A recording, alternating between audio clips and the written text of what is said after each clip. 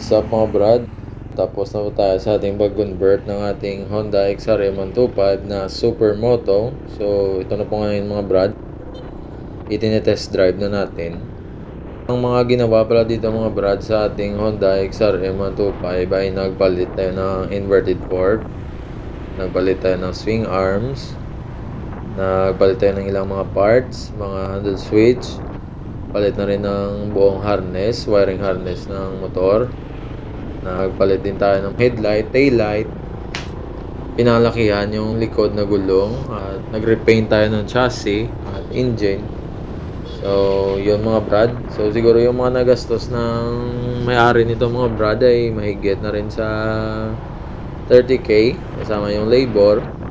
Yun lang mga brad. So sana po ay nagustuhan nyo yung ating pag-convert at pag-restore nito.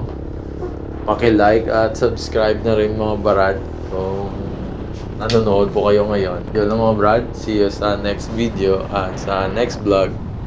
PAPBRADWORX. Alright!